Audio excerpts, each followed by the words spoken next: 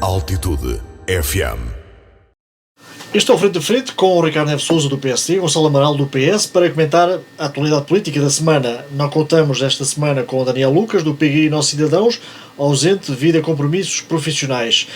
Um assunto que marcou a semana foi a reunião de Câmara de passada segunda-feira, em que o Executivo voltou a aprovar a abertura de novos concursos para o Museu dos Sabores e o Centro de Empresas Startup. De adiamento em adiamento, estes dois projetos tardam em ver a luz do dia. Alguma explicação para isso, Ricardo Neves Sousa? Antes de mais, deixem-me cumprimentar todos os presentes, cumprimento também os nossos ouvintes. Bom, explicações, com certeza as deve haver, e quem melhor do que o Sr. Presidente da Câmara e o Executivo para as dar aos guardenses. Eu apenas tenho a lamentar o facto de estes dois projetos serem dois projetos ambiciosos para a Guarda e que fazem sentido no âmbito de uma estratégia de regeneração urbana, e estes dois projetos já, portanto, tiveram a sua gênese quando do mandato do Dr. Álvaro Amaro. Eu relembro que o Dr. Álvaro Amaro saiu da Câmara da Guarda em 2019, portanto já nessa altura se falava nestes dois projetos. De 2019 agora passaram 7 anos. Portanto, e em 7 anos, pouco ou nada as coisas avançaram. Parece ser uma sina da Guarda os projetos demorarem demasiado tempo a ser concretizados. Exatamente, ou seja, há boas ideias, têm um arranque positivo e depois ficamos apenas por estas boas intenções, porque ao nível da materialização, infelizmente, pouco ou muito pouco se vê. Desde já, o Soar dos Sabores, que é uma obra emblemática e que faz todo sentido ser localizada na Praça Velha, na Praça Luís de Camões, por um lado, dá a possibilidade de reabilitar 2 imóveis que estão completamente degradados, ao abandono, em risco de queda até, e, portanto, para além de se resolver um problema até de segurança ao nível urbanístico, pode eventualmente devolver alguma vida e alguma notoriedade a uma zona nobre da cidade que está completamente, até me custa, enfim, definir a forma abandonada como está aquela zona importante, portanto a zona central, a zona mais nobre da nossa cidade. Portanto era desejável que essa obra arrancasse para devolver essa dignidade ao centro histórico, mas também como, do ponto de vista económico, como forma de mostrar a nossa gastronomia, os nossos recursos endógenos a esse nível. Portanto, seria uma montra para o exterior numa zona belíssima da Guarda. Tanto quanto sei, o concurso ficou deserto. Entretanto, a Câmara da Guarda vai lançar um novo concurso por um valor superior. Esperemos que, enfim, alguém acorra a essa obra para, de algum modo, se poder dar um pontapé de arranque. Eu presumo que nesta e muitas outras obras o Executivo faça uma consulta ao mercado para ter mais ou menos uma noção dos preços, portanto, e o concurso seja lançado com base nessa auscultação ao mercado.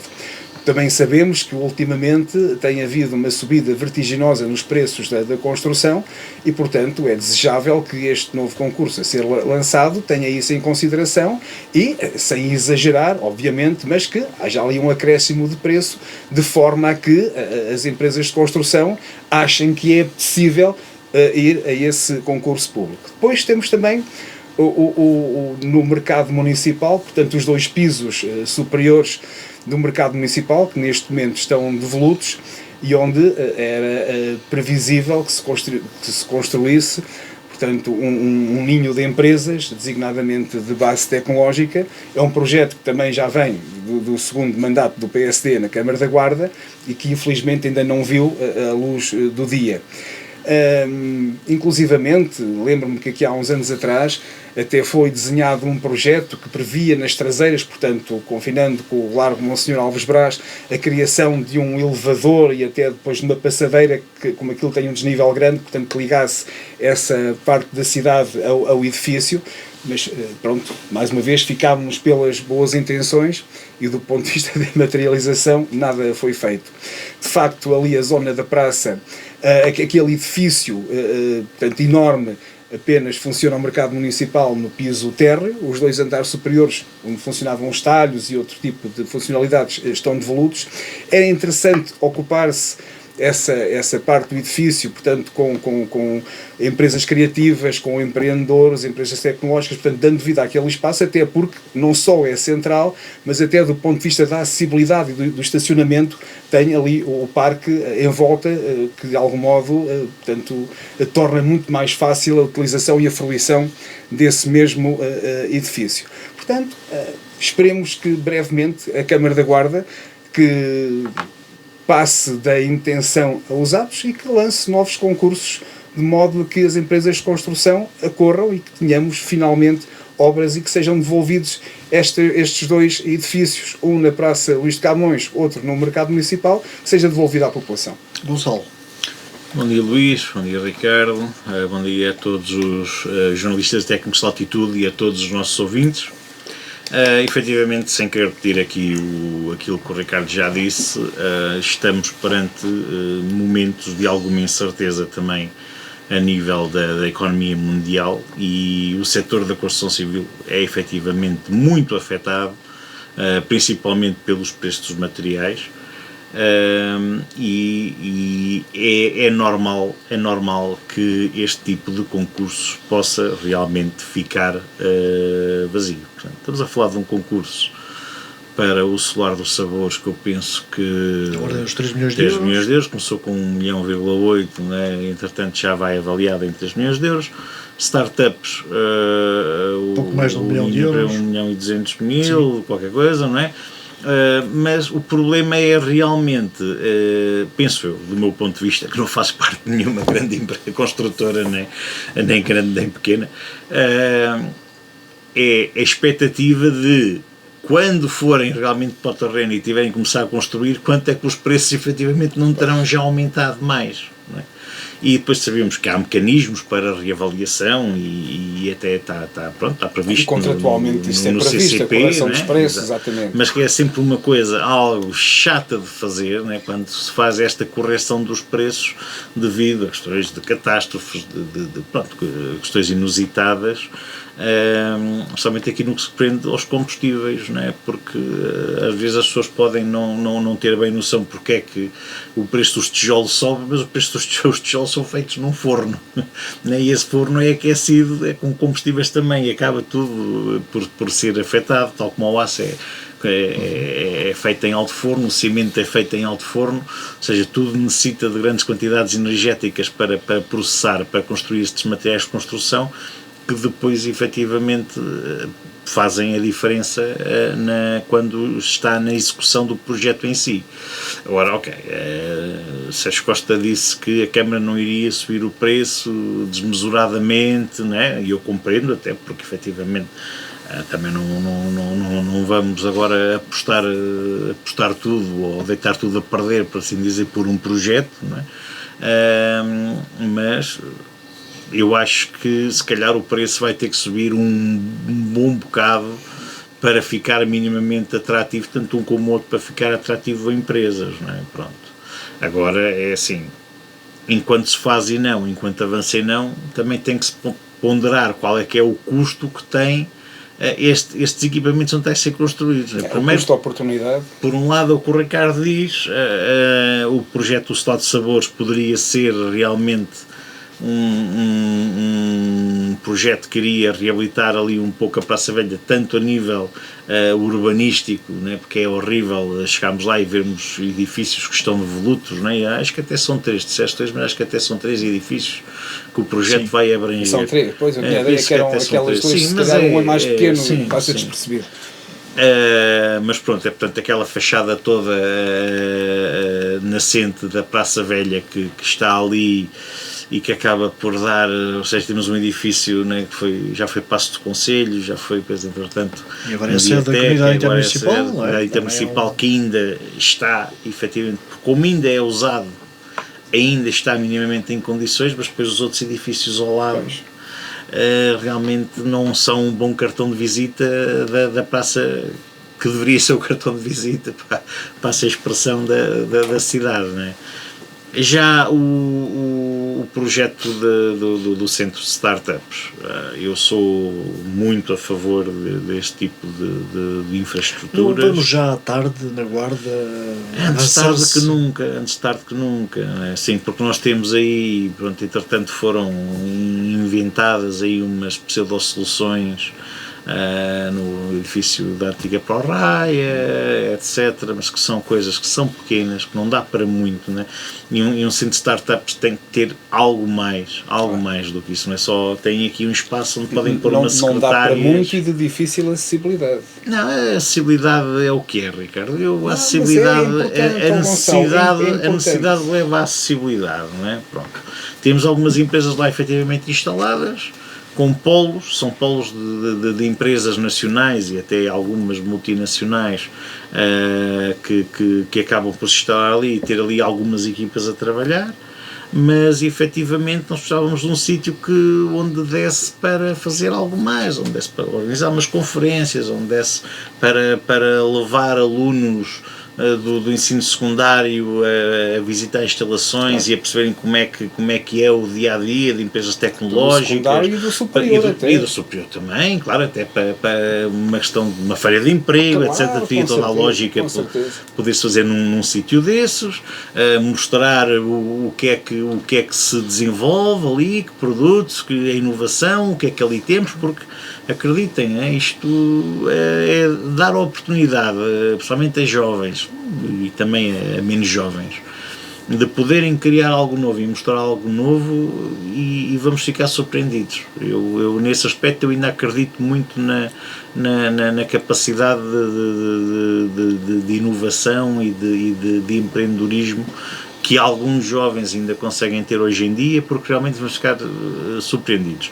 O local, ao contrário do Ricardo, eu não acho que seja, quer dizer, o local não acho que seja mau. Agora, ou bem que se faz um projeto em que articula muito bem o centro de startups e o mercado municipal, e isso vai implicar haver investimento também no mercado municipal, que ele não pode ficar como está, ou então também não é propriamente ou seja, são duas coisas que propriamente não combinam, ou seja, nós queremos pôr de um lado o tradicional, né? Os produtos aqui da nossa região, né? As mondegueiras que iam vender, cada vez há menos, né? Mas que iam vender as suas produções diretas no mercado municipal, e no piso de cima queremos ter algo futurista e tecnológico. Atenção, eu não estou a dizer que não possa ser feito. Agora, é preciso estudar bem como é que isto se pode fazer e pode criar ali outras sinergias a nível de restauração, etc., que podem ser muito interessantes. Se calhar a minha decisão, se fosse eu a tomá-la, ou se tivesse eu o poder para a tomar, não seria aquele o sítio escolhido para fazer uma incubadora de empresas. No entanto, também, lá está, eu não sou contra. Eu quero é ver coisas a aparecer. E aqui não estou a atacar diretamente a Câmara, não estou a dizer que é culpa da Câmara, que isto não se faz. O que eu quero dizer, eu quero é ver que apareça feito. E se não aparece feito, então mais voltarem calados, porque isto é a quinta vez que andamos a falar destas obras, principalmente do Solado dos Sabores. O Solado dos Sabores já foi bandeira de campanha eleitoral em 3 eleições autárquicas. E continuamos com zero. As pessoas, como eu digo, continuam as pessoas a ser iludidas em campanhas eleitorais com obras que potencialmente podem vir a ser feitas, quando para muitas, às vezes nem projeto ainda há naquela altura, mas já não há aquela questão agora então vamos mostrar o que é que fizemos. Vamos mostrar o que é que inauguramos nesses últimos 4 anos, este é o nosso cartão de visita, querem que a gente continue a fazer este tipo de trabalho, votem em nós. Isto já não há, porque ultimamente a verdade é esta, nos últimos 12 anos, eu não quero ser mau para não parecer tendencioso, nos últimos 16 anos, sendo que desses 16 anos, os primeiros, devo lembrar que tivemos a crise do subprime em que não se fazia absolutamente nada, realmente não há nada a nascer na Guarda, desde o programa Polis e de algumas obras emblemáticas que tivemos aqui há poucos anos, não é? Mas a última grande obra emblemática foi o TMG. Talvez aqui a biblioteca tenha sido ainda posterior. Foi posterior, mas não há de ter sido muito. Não é muito diferente, sim, mas desde essa distante. altura em que realmente nós não vemos propriamente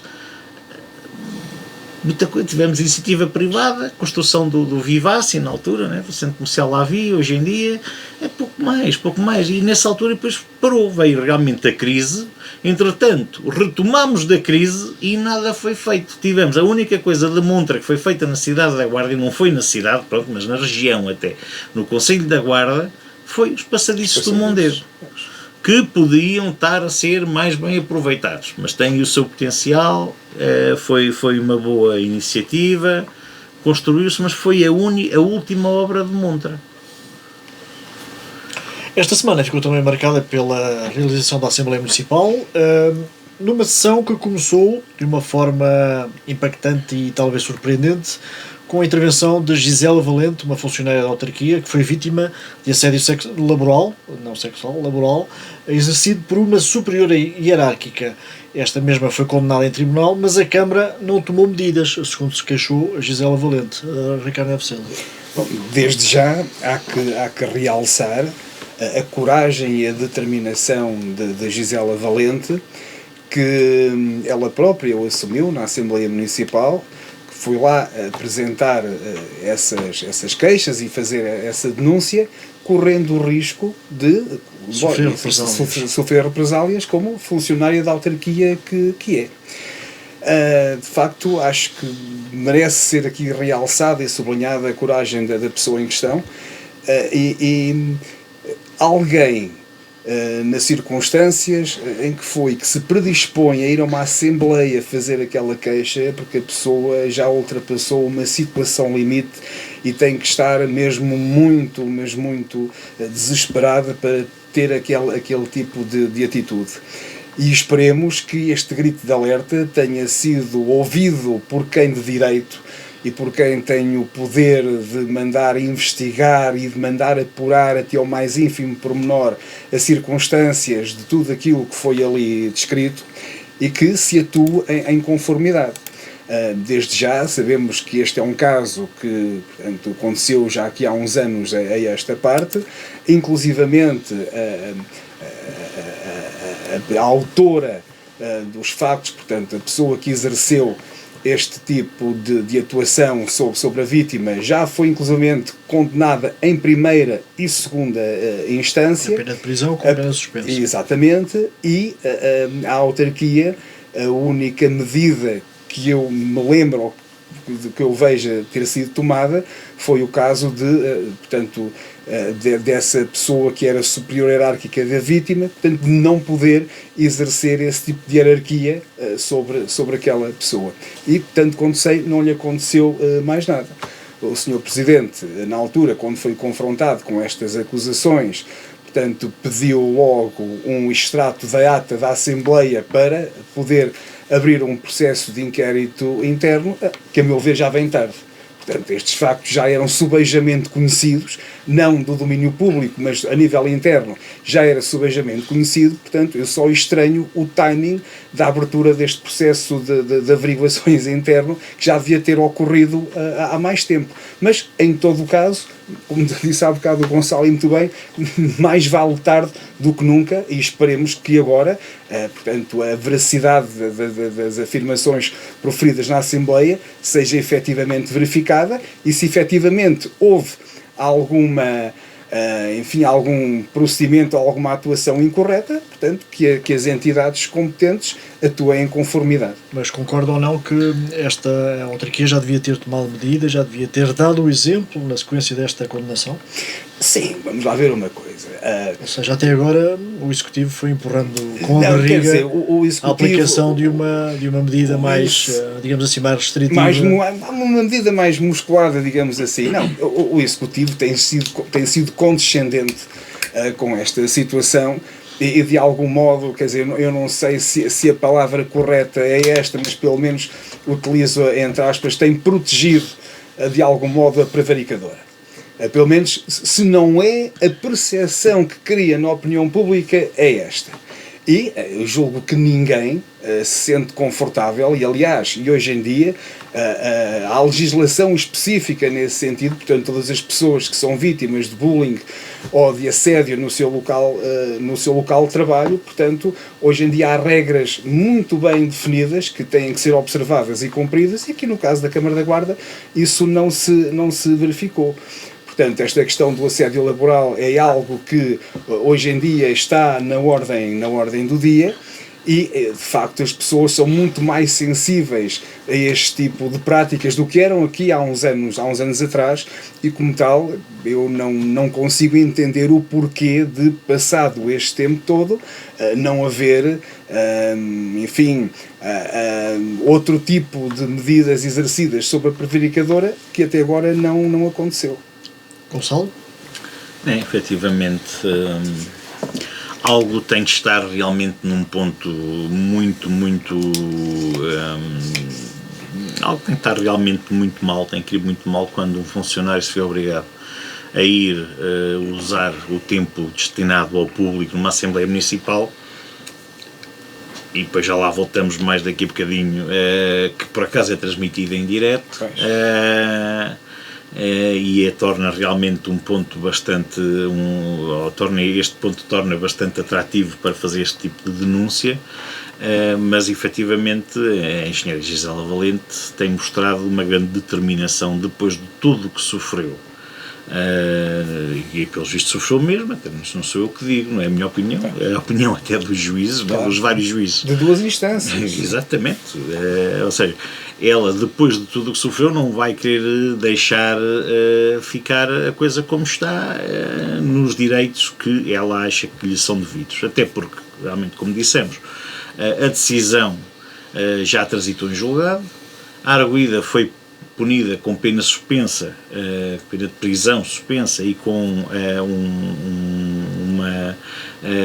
um impedimento de voltar a ser superior hierárquica da queixosa. No entanto, nós temos que nos lembrar que a arguida era uma das pedras basilares do movimento pela Guarda quando este apareceu. Inclusivamente, na altura, portanto, na primeira vez que Sérgio Costa ganha a Câmara da Guarda, ela é, salvo erro, assessora da presidência. Sim. E o processo foi-se arrastando nos tribunais, por acaso, nem podemos dizer que se arrastou muito, mas até foi para a realidade que costumamos ver, até foi bastante célebre, para o que é normal, mas efetivamente a Gisela Valente levanta aqui também outra questão que é muito pertinente, é que, para além deste protecionismo que está a ser dado internamente, quando houve realmente uma prova em tribunal e uma sentença de tribunal transitada em julgado, ou seja, definitiva, que dá que a dá a ela, queixosa, como vencedora num processo de assédio laboral, nada acontece internamente à dirigente, não é? E se calhar até tem boas notas no CIADAP. Já sou eu a especular, mas, ou seja, o que quero dizer é assim, quando nós temos um dirigente que acaba por por tomar medidas persecutórias no trabalho e limitadoras da liberdade do trabalho e da dignidade no trabalho de uma funcionária que ocupa uma posição de destaque, de relevo, até político, assim, ou seja, que ela, enquanto toma essas medidas, está numa posição de direção, e a seguir até é promovida, digamos, para uma posição de influência política, né, e nada acontece, ou seja, aqui há protecionismo, de certeza que há. O máximo que aconteceu foi, efetivamente, a arguida eclipsou-se um pouco. Sim. Portanto, ela foi uma das pedras basilares do movimento pela Guarda, mas já não foi uma das pedras basilares da candidatura do PPM Nós Cidadãos.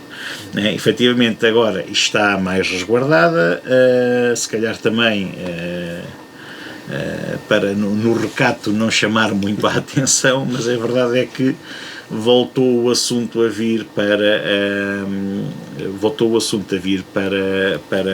a atualidade, até porque, e Gisele Valente já tinha dito isto, penso eu, várias vezes, em vários,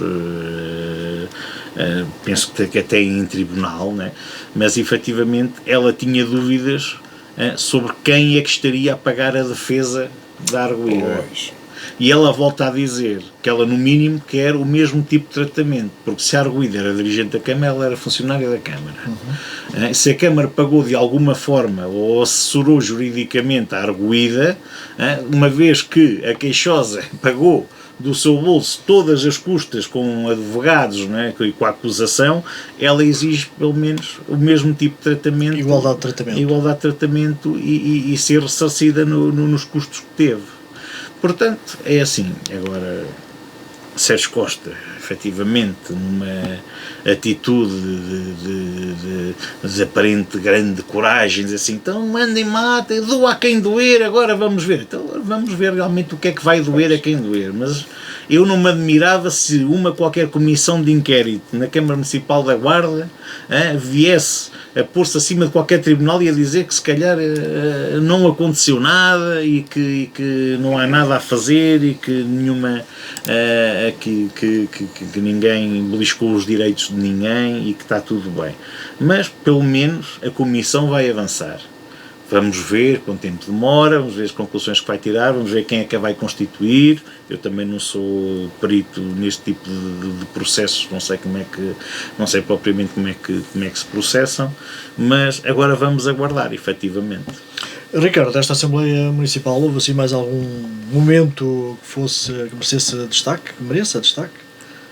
Não, quer dizer, para além das moções que foram apresentadas pelo Grupo Municipal do PSD, desde já, portanto, a proposta para a criação de uma Assembleia Municipal jovem, aliás, de um orçamento participativo jovem, a duas medidas, a meu ver, muito bem-vindas, que têm a ver, uma delas com a criação de um comboio intercidades direto da Guarda para o Porto, coisa que até agora não acontece, e a outra para rapidamente ser reposta a circulação ferroviária na linha da Beira Baixa, designadamente no trajeto entre Abrantes e Fretel-Sarnadas, portanto onde houve uma derrocada quando as intempéries, e que é previsível que só para o fim do ano é que essa obra esteja concluída. E já sabemos o que é que isso significa, não é? Pois, aliás, a obra, inicialmente a previsão era meio ano após o acontecimento, portanto isto foi em fevereiro, portanto lá para agosto estaria a circulação totalmente reaberta, agora já vem dizer que lá para o fim do ano, pronto, e agora... Depois lá para o meio do ano logo se vê quando é que será. E é uma pergunta muito fácil de fazer. Se isto acontecesse na linha do Norte, se calhar também era até ao fim do ano, ou as coisas seriam mais céleres? Aliás, nós vimos agora relativamente pouco tempo, ali ao pé de Coimbra, que a A1 houve uma derrocada, portanto, em 15 dias ficou totalmente reparada. Portanto, o grau de prioridade com que as infraestruturas de Portugal acorreram, portanto, àquela obra foi de facto meritória de uma referência positiva. Agora, nós desejávamos que houvesse o mesmo nível de preocupação nas outras vias, que embora não tendo tanto movimento como tem a A1, são vias estruturantes e estratégicas para o país e que servem a uma população do interior que já de si tem dificuldades, não tem o mesmo nível de acesso que têm, por exemplo, as populações do litoral. Portanto, essas foram as moções propostas pelo PSD, e depois também foi a aprovação das contas de 2025, portanto as contas foram aprovadas, embora com a abstenção do Grupo Municipal do PSD, e o mesmo aconteceu na APAL. Tudo o resto, portanto a abertura dos procedimentos concursais para os cargos de direção intermédia na autarquia, portanto acho que também foi tudo votado positivamente por unanimidade. A nomeação, portanto, do revisor oficial de contas, do novo revisor oficial de contas, também não mereceu grandes reparos, e depois os contratos com uma junta de freguesia, portanto, também não mereceu. Porquê que uma Assembleia Municipal com esta ordem de trabalhos tão, digamos assim, leve, demorou quase um dia, mais de 5 horas, 6 horas? Bom, isto até levou o Presidente da Assembleia a certa altura a dizer que amanhã foi uma manhã perdida. Assim, basicamente o que acontece é que, do ponto de vista regimental, há dois grandes momentos: o período antes da ordem do dia, onde são debatidos, portanto, as moções, propostas, recomendações, votos de pesar, votos de louvor e outro tipo de matérias, e uma intervenção política. E para isso, esse tempo não devia ser superior a 1 hora, portanto, cada grupo municipal tem um conjunto de minutos para intervir, mas depois, muitas vezes, os à partes, as discussões paralelas, as defesas da honra, os pontos de ordem, portanto, tudo isso, as declarações de voto, tudo isso acrescenta tempo, e obviamente que, como os grupos têm pouco tempo para falar, muitas vezes socorrem-se de algum subterfúgio. Não, mas é verdade, isto é triste que eu estou a dizer, mas é verdade que socorrem-se de alguns subterfúgios para poder aumentar um bocadinho o palco mediático que possuem nestes momentos. Claro que se somarmos todos estes momentos todos e mais os fediveres e situações laterais, muitas vezes sem grande interesse, que ocorrem ali, tudo isto contribui para a dilatação do prazo da Assembleia. E, portanto, muitas vezes, e eu falo como membro de lá e já verifiquei isto, infelizmente, vezes mais do que suficientes, muitas vezes discute-se ali o acessório, e para o essencial, que esse sim merecia um escrutínio mais incisivo e uma dedicação maior, muitas vezes as coisas já são feitas de uma forma mais aligerada, porque já não há tempo. E não é só não haver tempo, quer dizer, há alguém que está ali numa sala, e devo abrir aqui um à parte, e agora, quer dizer, o conforto não é o mesmo como era aqui há uns anos, quando havia aqueles sofás, embora a sala, enfim, não fosse do ponto de vista logístico mais eficiente, o que é certo era que é bem mais confortável do que agora. Alguém que passa ali um dia, na mesma posição, naquela sala, quer dizer, naquelas condições, quer dizer, chega a meio da tarde ou ao próximo fim da tarde, quer dizer, já é uma própria saturação do ser humano. Ora, o próprio Presidente da Assembleia Municipal, a certa altura, teve ali alguns problemas para se manter acordado, digamos assim. Não, quer dizer, às vezes é natural que depois do almoço isso foi notória acontece a todos. Sua luta. Não, mas efetivamente agora está a ser revisto o regimento da Assembleia Municipal, e eu acho que vão ter que ser introduzidas medidas, quer dizer, de modo a não permitir que determinadas situações aconteçam e que possam, de algum modo, beliscar a eficiência que um evento desta natureza deveria ter.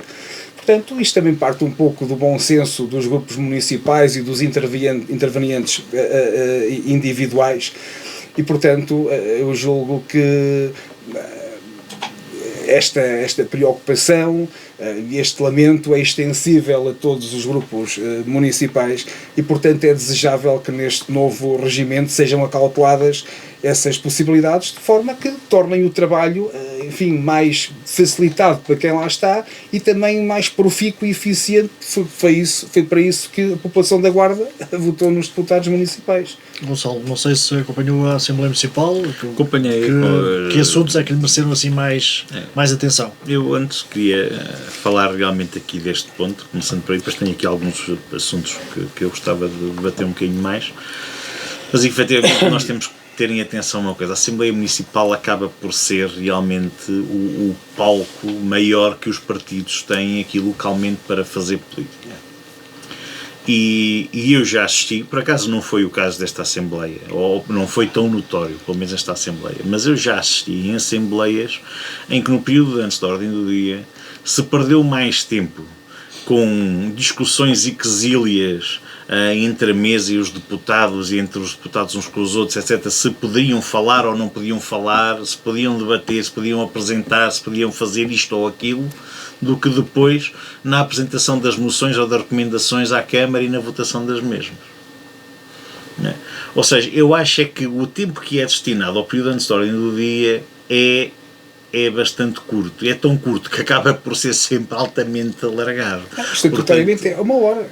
Pois, é 1 hora. Ricardo, mas quando tu tens cada vez mais partidos a serem representados, quando tens uma Assembleia Municipal com 44 deputados eleitos, não é? Representar 5, 6 partidos, o CDS tem deputados. Tanto o Chega, CDS, AL, PSD, PS e o PG, 6. Mais os independentes, portanto 7. Sim, mas os independentes são presidentes de junta. Pronto, ainda temos, depois, eu ia falar, temos mais 43 presidentes de junta que também, de certeza, que terão, uma vez ou outra, algum assunto para apresentar no período antes da ordem do dia. E dizes, vamos fazer isto tudo numa hora, assim, a mim não me cabe na cabeça isto. A mim não me cabe na cabeça isto. E eu já não estou na Assembleia Municipal há muitos anos, embora vá acompanhando, mas quando eu fiz parte disto, portanto já nos anos idos de 96 a 2004, também tivemos Assembleias Municipais muito longas mesmo, algumas longas demais também, mas efetivamente havia muita discussão no período da ordem do dia, coisa que agora também, como tu estavas a dizer, já não há tanto. Isto também já não há tanto, porque se calhar também cada vez mais as defesas ou os ataques ou os próprios pontos já estão mais escrutinados, porque já passaram na reunião de Câmara.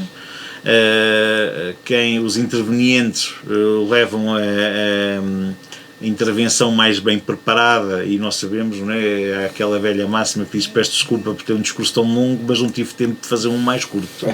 Que é verdade, ser conciso custa, não é? Dizer tudo o que a gente tem para dizer no mais curto espaço de tempo é difícil muitas vezes, mas no período antes da ordem do dia é possível, ou no período da ordem do dia é possível haver este planeamento.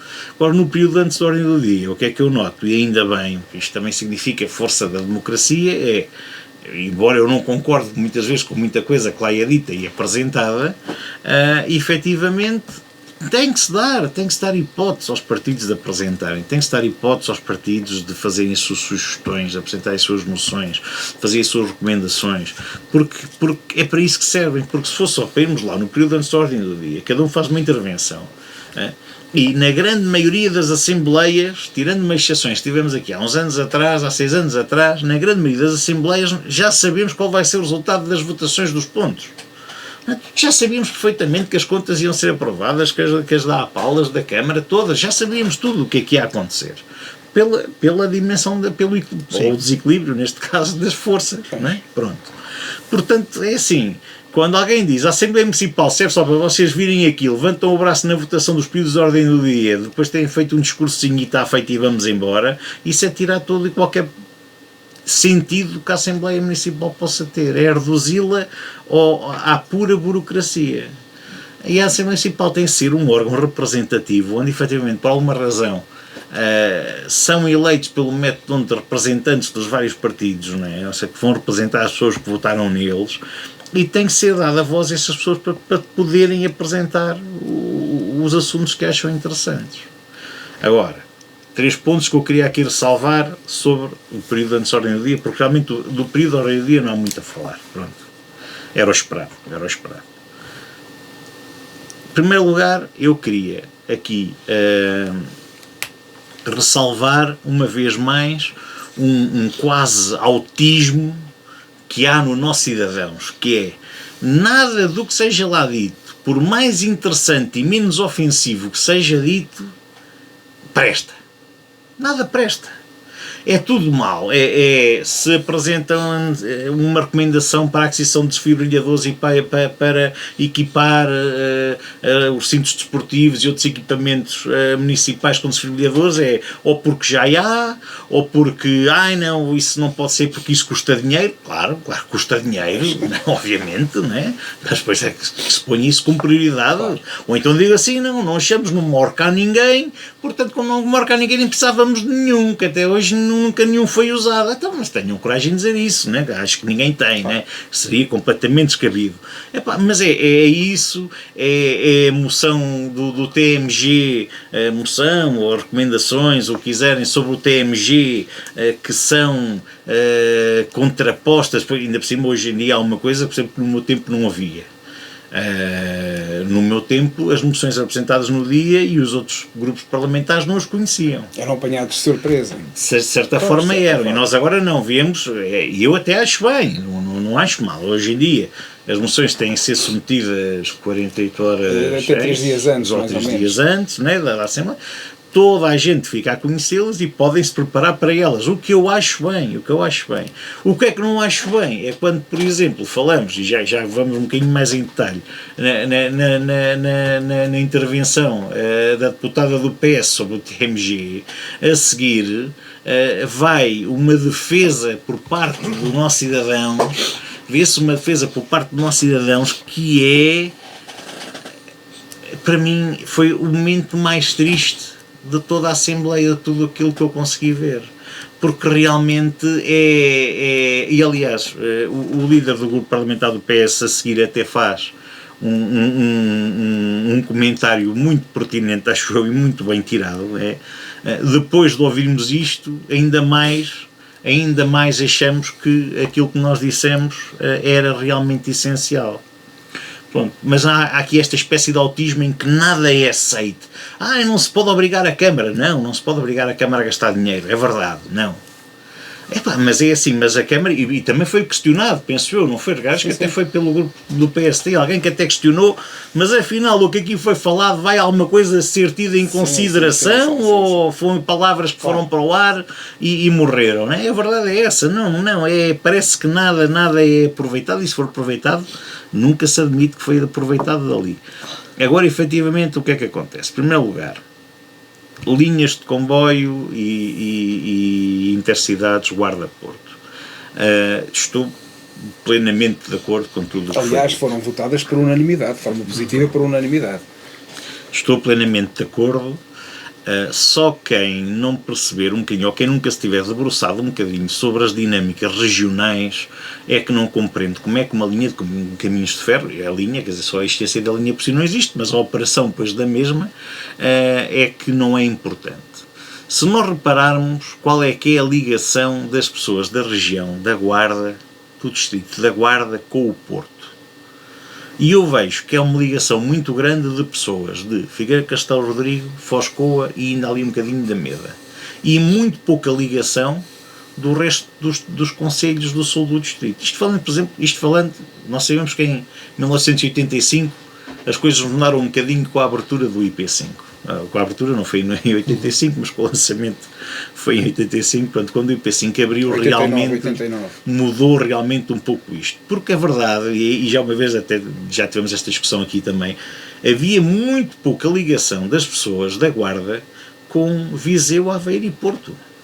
Porque as vias de comunicação, a Estrada Nacional 16, era penosa de fazer, era muito difícil chegar ao Porto e era efetivamente muito mais fácil chegar a Coimbra, em primeiro lugar, e depois até de Coimbra a Lisboa, mesmo que também pela Beira Baixa, até pela orogenia depois também do terreno, apanhando ali o norte do Alto Alentejo, acabava por ser mais fácil, e havia as linhas de comboio.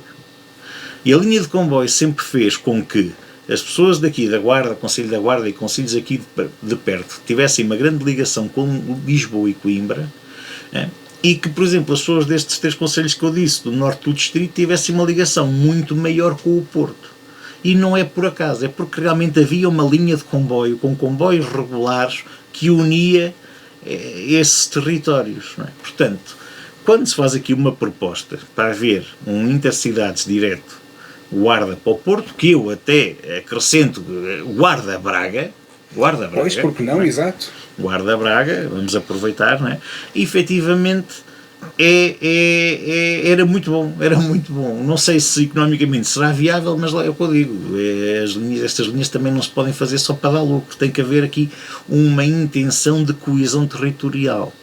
E quando nós dizemos que, por exemplo, o Intercidades Guarda-Lisboa tem metade do percurso na linha da Beira Alta até à Pampilhosa e metade do percurso da Pampilhosa até Lisboa na linha do Norte.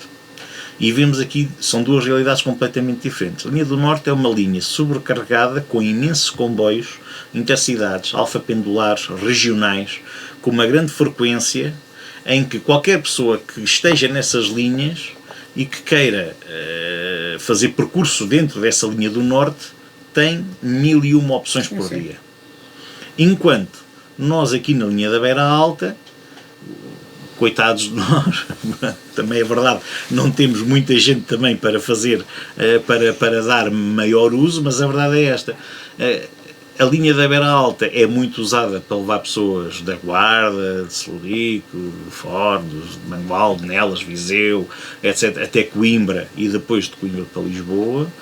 Por motivos logísticos, não é assim tão usada. É assim, eu sou sincero, eu nunca o fiz e conheço muito pouca gente que algum dia tenha ido daqui até Coimbra de comboio para depois apanhar outro comboio para o Porto. Conheço muito pouca gente que o tenha feito. Mas eu acredito, até porque cada vez há mais estudantes universitários a frequentar as universidades em Aveiro, Porto e Braga e Guimarães, não é? Aquelas universidades ali do Norte já tem muita gente da Guarda a frequentá-las, por exemplo, é apenas um dos pontos. Há muita gente da Guarda a trabalhar no Porto. Já realmente, se calhar, faz sentido, não é só da Guarda, né? Mas temos que pensar, pois, que toda a linha acaba por levar pessoas. Claro. Não só reforçávamos as ligações a Coimbra, como depois tínhamos umas ligações novas a Aveiro, Porto e Braga, que, efetivamente, até hoje apenas são feitas de via autocarro expresso, não é? Portanto, faria todo o sentido. Aumentávamos a frequência dos comboios na linha da Beira Alta e realmente abríamos ali toda uma área do litoral norte por via ferroviária que hoje em dia não temos.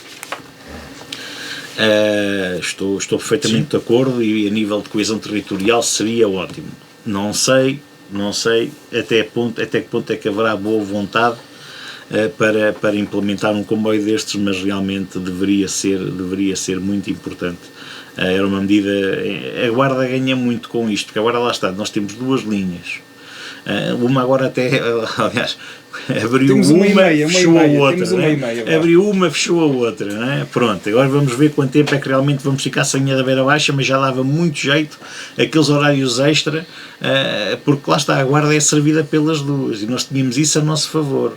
Nós realmente, quando a linha da Beira Alta e da Beira Baixa tiveram ambas a funcionar, nós tínhamos 6 comboios intercidades entre Guarda e Lisboa. Isto é importantíssimo, isto dá uma vantagem, e alguns a gente até podia dizer assim, mas depois tenho outro daqui a meia hora, não é? A diferença de horário nem era grande, mas havia ali duas opções. Pronto, e agora passando, até porque já falei demasiado neste assunto, passando então para a questão do TMG. Pronto, é como eu disse, eu fiquei um pouco estupefacto quando vi a defesa que o Grupo pela Guarda, através de um dos seus deputados, que eu acredito que não deverá assumir por si só a responsabilidade pelo tipo de defesa que é feita, aquela intervenção realmente mexeu um pouco comigo depois de eu ter visto que realmente o que é dito é algo completamente oposto àquilo que depois é rebatido. Há coisas aqui que não podemos escamotear.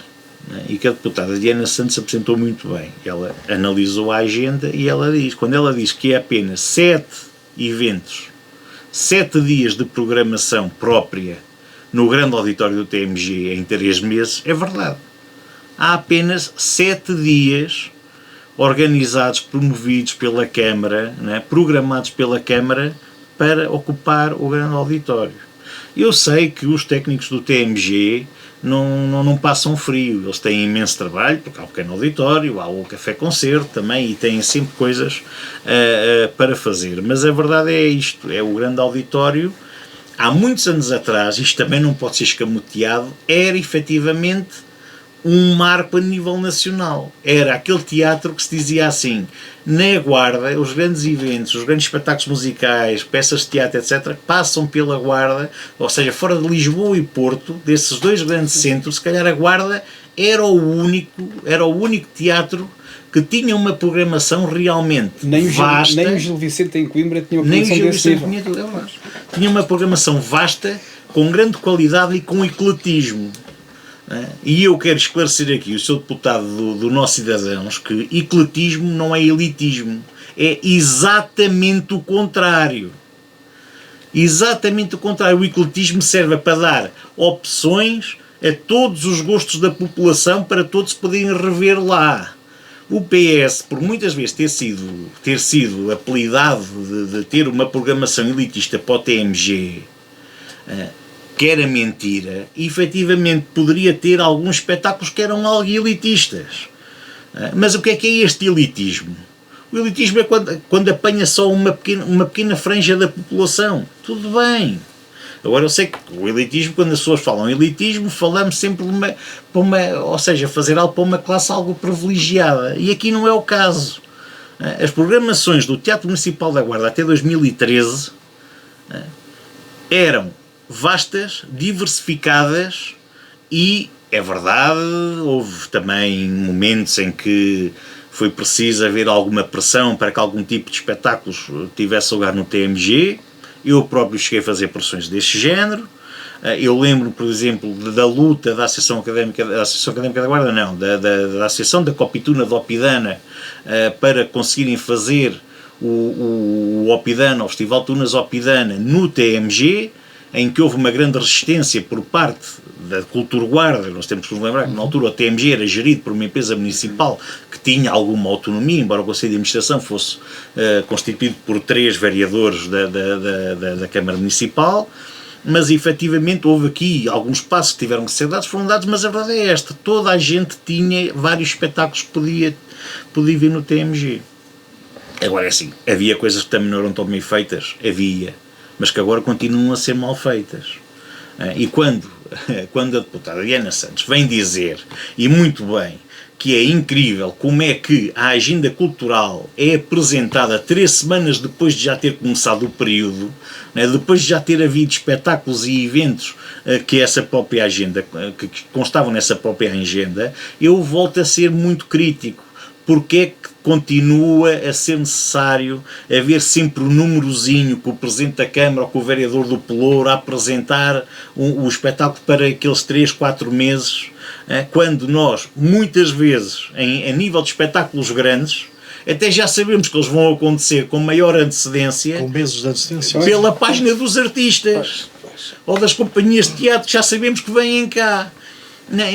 Mas parece que tem que se marcar este momentozinho. Não, é preciso pôr o teatro a funcionar. E aqui o problema e aí eu também não estou propriamente 100% de acordo, não sei se será necessário ou não haver um programador específico para o TMG. Alguém que tenha que vir de fora para vir fazer programação para o TMG. Sinceramente não sei se será necessário.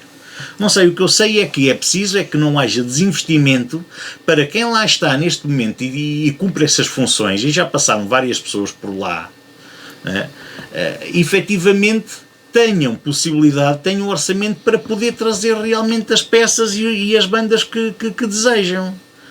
Porque nós, quando falamos que agora veio o dinheiro da DG Artes, o dinheiro da DG Artes não veio acrescentar, não veio apenas desonerar a Câmara no investimento feito no TMG. Agora é muito mais difícil ver as contas realmente, quanto é que é gasto no TMG do que era antigamente, porque antigamente era o orçamento da Cultura Guarda e era fácil de analisar. Neste momento não sabemos realmente quais é que são os custos com os funcionários, quais é que são os custos com os eventos e quais é que são as receitas, porque efetivamente está tudo está tudo no bolo da Câmara Municipal. Contabilisticamente é possível apurar isso. Claro, sim, obviamente, com uma investigação mais apurada, mas eu não tenho acesso a essas contas, Ricardo, não é? Mas efetivamente é necessário mudar a política do TMG e voltar a pô-lo a ser aquilo que ele era. Esta intervenção que o Grupo Parlamentar do PS faz na Assembleia Municipal, acho que faz todo o sentido e por minha opinião, faziam em todas as Assembleias Municipais até o assunto Até haver mudanças. Ou seja, até haver uma mudança é pela efetiva. exaustão. É Pela exaustão que seja. E há só apenas mais uma coisa. Peço desculpa, eu vou tentar agora também ser muito breve. Voltamos ao mesmo. Desta vez até foi o Chega. Portanto, o Chega também já entrou no comboio. Um comboio que já há anos que anda na linha a correr, que é o comboio das transmissões televisivas das reuniões de Câmara. Já o PS pediu, eu acho que até já o PSD, ainda quando o PS estava na Câmara, alguma vez o pediu. Não, porque nessa altura a tecnologia ainda não era assim tão fácil. Mas efetivamente, e volta a haver o mesmo atrito, volta a haver a mesma dificuldade de dizer assim, está bem, vamos ponderar o assunto e vamos fazer isso. Não, isto já está garantido com a leitura das atas, já está garantido porque uma das sessões até, em cada duas até é aberto ao público. Não está garantido. Nós efetivamente o que sabemos é aquilo que a comunicação social nos passa e as declarações que os vereadores da oposição, principalmente esses, no final das reuniões de Câmara dão. Voltamos ao mesmo, ou seja, voltamos a ver, mas eu já vi isto na Junta de Freguesia da Guarda, já vi isto na Câmara Municipal da Guarda, já vi isto em outros sítios também fora da Guarda, há sempre uma resistência enorme parece que não sei, as pessoas não se sentem à vontade por terem a câmara apontadas para elas, têm o quê para esconder? Não querem que se saiba realmente o que é lá discutido, e isso é mau sinal, Portanto, eu acho que isto era outro assunto. Por mim, todas as Assembleias Municipais iam lá falar disto. Até lá, o que é que Ricardo Neves Sousa acha do PTRR apresentado pelo Governo esta semana? Agora, pedindo aqui alguma capacidade de síntese. Pronto, vou também não há muito para a nossa região no âmbito do PTRR. É por aí. Assim, de uma forma geral, simples e telegráfica, julgo que é um instrumento de política pública robusto, coerente e estrategicamente bem desenhado. Portanto, isto olhando para o PTRR no seu geral. Portanto, estamos a falar de 22,6 mil milhões de euros para serem aplicados no horizonte temporal 2026 a 2034, portanto, durante os próximos 8 anos. E, basicamente, incide em 3 eixos aglomeradores, que é recuperar aquilo que foi agora destruído pelas intempéries, proteger as populações e os bens no futuro, portanto, desses territórios e dessas pessoas, e dar resposta à necessidade das pessoas e das empresas que neste momento necessitam de financiamento público para dinamizar e reconstruir as suas atividades. Relativamente aqui à zona da Guarda e ao território da beira interior, efetivamente aparece no texto do documento uma discriminação positiva para os territórios de baixa densidade. Há também medidas para fixação de população e melhoria das condições de habitação e no acesso a essa habitação. Há um reforço de infraestruturas e acessibilidades nestes territórios. Ao mesmo tempo que também se vê uma valorização do território rural e também do património florestal. Há apoio às empresas e à economia local e também um reforço dos serviços públicos, seja ao nível da saúde, dos serviços sociais ou até dos serviços de emergência, proteção e socorro. Portanto, grandes temas que dizem respeito ao nosso território são estes. Mas, de qualquer modo, nem tudo são rosas, como se costuma dizer. E isto porquê? Porque não há valores definidos para o interior. Portanto, fala-se efetivamente que se vai apoiar o interior, mas não se diz nem como, nem quando. Portanto, a coisa fica assim um bocadinho no éter, e nós, como já estamos escaldados, quer dizer, há sempre aqui algum receio qual é que será a concretização efetiva destas medidas e qual a repercussão que vai ter nestes nossos territórios. Depois também, ao nível das infraestruturas, não há uma calendarização clara. Vai-se fazer, mas não se define temporalmente quais as metas e em que período é que isso vai acontecer. Da mesma maneira que também se fala nos apoios à fixação de pessoas e de empresas, mas lá está, não há mecanismos, não são nem claros nem imediatos. Portanto, eu estou em crer que agora, posteriormente, que a coisa seja, enfim, comunicada de forma diferente, e aquilo que o texto não diz, os nossos decisores políticos, julgo que devem vir a público nas circunstâncias que lhes dizem respeito, portanto, e explicar melhor o porquê destas situações para estes territórios. Olha, uma coisa que eu vi lá e que deixou-me assim um bocadinho triste, tem a ver com as medidas ao nível dos equipamentos de saúde, onde vemos várias ampliações e construção de novos equipamentos hospitalares, desde já ampliação e modernização em Beja, em Porto Alegre, em Aveiro, em Viseu, em Coimbra, em Viana do Castelo, a construção do Hospital Central do Alentejo, e curiosamente não vejo lá aqui a segunda fase do Hospital da Guarda, que eu gostaria de ver vertida aqui neste documento, e portanto, enfim, tenho pena que não tenha sido contemplado. Mas por outro lado, também vejo que há aqui um reforço nas verbas para a autoestrada de Viseu a Coimbra, que aqui à população da Guarda dava um certo jeito, e portanto esperemos que seja uma das obras que dizem respeito aqui ao nosso território e que vai beneficiar toda esta região. Gonçalo. Só mesmo para acabar. Ou seja, isto, assim, a análise muito simplista que eu faço disto é que efetivamente o interior está no discurso, mas depois não está no mapa do investimento. Gonçalo, é mesmo assim? É pior, acho. É pior. O Ricardo tem pena que não veja algumas obras, como por exemplo a segunda fase do Hospital da Guarda, inseridas ou referidas pelo menos no documento.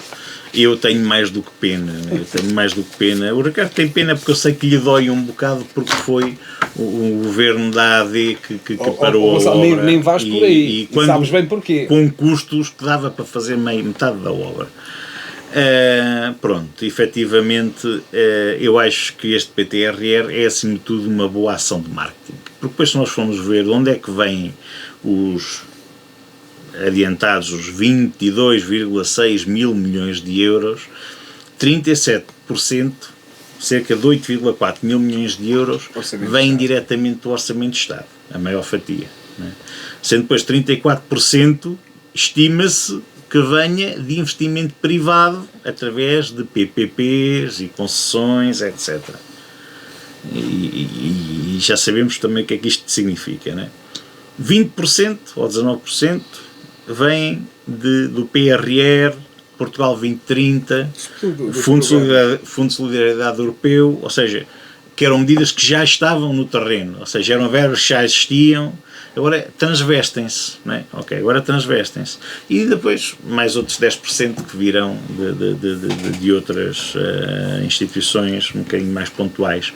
Mas efetivamente, quando se diz aqui que há um investimento de 22,6 mil milhões de euros, isto basicamente é o governo a fazer um plano de investimentos de longo prazo, de um prazo que provavelmente até irá mais longe do que a capacidade que eles terão de governar o país, mas efetivamente, assim como assim, já marcam um território e dizem isto fomos nós que lançamos.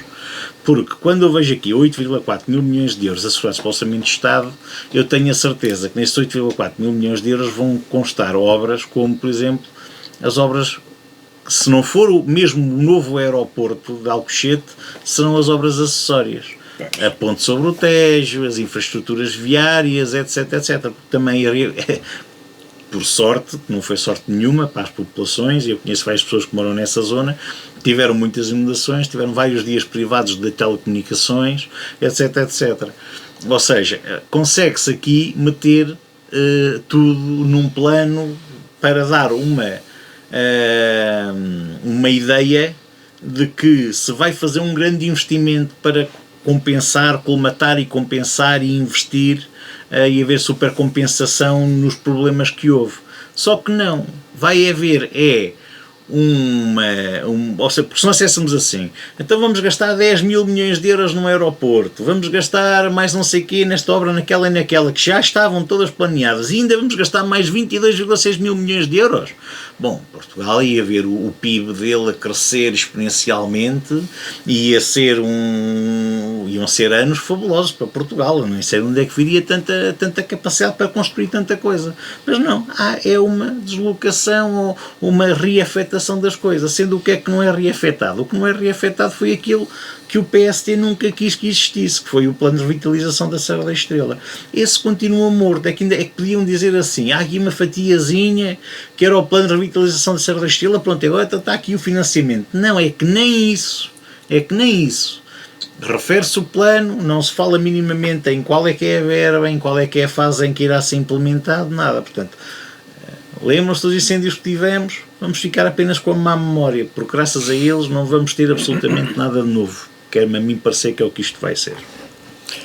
Ricardo Neves Sousa, acontecimento da semana? Bom, eu trago aqui 4 destaques. O primeiro deles, dar os parabéns ao Instituto Politécnico da Guarda e na pessoa do seu presidente, o professor Joaquim Brigas, a todos os colaboradores e funcionários pelo facto de a Agência para a Avaliação e Acreditação do Ensino Superior, a A3ES, ter mantido a acreditação institucional do IPG, portanto renovando essa acreditação por mais 6 anos. Eu defendo cada vez mais que o ensino superior nestes territórios de baixa densidade é um dos motores do desenvolvimento e da fixação de pessoas e por isso se deve apostar e privilegiar cada vez mais este setor, para além de que é um reconhecimento público da qualidade do ensino que é prestado no Instituto Politécnico da Guarda, e não é pelo facto de estarmos no interior e de termos dificuldades que não conseguimos ser bons. E espero que este tipo de atribuição seja também completado por uma visão diferente por parte dos nossos governantes, no sentido de aumentar o financiamento e o número de vagas a estas instituições de ensino superior que existem nestes territórios mais do interior. Portanto, os meus parabéns ao IPG. Depois também tenho que dar naturalmente os parabéns ao Futebol Clube do Porto pela conquista do seu 31º troféu do Campeonato Nacional de Futebol, que ontem o Porto conseguiu ao vencer o Alverca por 1-0. Portanto, parabéns ao Porto e aos seus jogadores. Depois também fazer aqui referência, este programa está a ser gravado na tarde de domingo. Hoje, 3 de maio, comemora-se o Dia Internacional da Liberdade de Imprensa. E, efetivamente, nós hoje só estamos aqui e podemos dizer o que dizemos porque, efetivamente, há esta liberdade e vivemos num país livre que nos permite expressar a nossa opinião sem qualquer tipo de represália. Só lembrar que este Dia Internacional da Liberdade da Imprensa foi criado, é relativamente recente, foi criado em dezembro de 1993 pela ONU e julgo que cada vez mais faz sentido lembrar esta data. E porque hoje também é dia 3 de maio, o Dia das Mães, cumprimentar e saudar todas as mães, particularmente a minha, que me tem aturado ao longo destes anos todos, e um beijinho para todas elas. Gonçalo? Eu também partilho aqui do Ricardo, portanto todos estes pontos que o Ricardo aqui trazia eu também os trago, efetivamente. Em relação ao Dia Mundial da Liberdade de Imprensa, é realmente um dia que deveria ser um dia de consciencialização e de discussão sobre as dificuldades que cada vez mais há, e nós aqui que sentimos, principalmente a nível da imprensa local, falta de financiamento, dificuldades de financiamento, dificuldade de ação, a distribuição dos jornais no interior, que está em risco ainda, porque ainda não está ultrapassado o problema, né? Que acaba por ser também, efetivamente, um fator que pode limitar bastante, ou seja, não limita a liberdade de imprensa, mas limita o acesso a essa liberdade a quem pode consumir esse tipo de distribuições. Efetivamente, queria também falar da acreditação do Politécnico da Guarda, e eu acho que estamos numa fase, acho que o Politécnico da Guarda atravessa uma fase de uma mudança de política que eu saúdo, porque se efetivamente por diversas razões, os politécnicos são cada vez menos atrativos para os jovens, porque cada vez há menos jovens a concorrer ao ensino superior. Como eu costumo dizer, quando eu concorri ao ensino superior ficou mais gente de fora do que os que entraram este ano no ensino superior todo, não é? Efetivamente, os politécnicos têm que se reinventar, e o Politécnico da Guarda penso que estará na frente aqui em algumas áreas, nomeadamente por inserir o projeto UNITA com mais 12 universidades e politécnicos de diversos países da Europa, que acabam por funcionar em rede, com todas as vantagens que essa partilha de experiências, de conhecimento e até de meios implica, como por exemplo o Politécnico da Guarda hoje em dia já dá um doutoramento, já terá mais um ou dois na calha, e são obviamente em cooperação com essas universidades, não é? Portanto, eu penso que o doutoramento em biotecnologia é em cooperação com a Universidade de Saragossa, penso eu. Sim, exatamente. Portanto, acho que realmente está a ser feito um bom trabalho, é um trabalho que às vezes não se vê muito bem. O que nós vemos é que realmente quando há a serenata ou a semana académica ou a semana do caloiro, quando há, já não vemos a animação que havia na cidade há 30 anos atrás, há 20 anos atrás, com os estudantes das licenciaturas e dos bacharelatos na altura do Politécnico, mas podemos avançar para outros níveis de ensino, e com todo o retorno que isso traz para a sociedade local. Queria também falar das praias fluviais, que 3 praias fluviais do nosso distrito voltaram a obter bandeira azul, já por vários anos consecutivos, as praias de Loriga e Lapa dos Dinheiros em Ceia, e aqui no Concelho da Guarda, uma vez mais, a praia de Valhelhas, que até inclusivamente já ganhou muitos prémios e que foi considerada há vários anos a melhor praia fluvial de Portugal, e fazer aqui uma pequena achega e um apelo a que realmente nós não temos praias de mar, e não as conseguimos arranjar de maneira nenhuma, mas temos ótimas localizações naturais para ter praias fluviais, e só aqui no Concelho da Guarda temos 4 espaços funcionais para praias fluviais e apenas um tem bandeira azul. Eu penso que devia ser feito um investimento maior a nível turístico, articulação com outros equipamentos turísticos que nós temos, para que as praias fluviais possam realmente vir a ser um fator de atratividade, porque elas são naturalmente, mas tentar catapultar um bocadinho essa atratividade.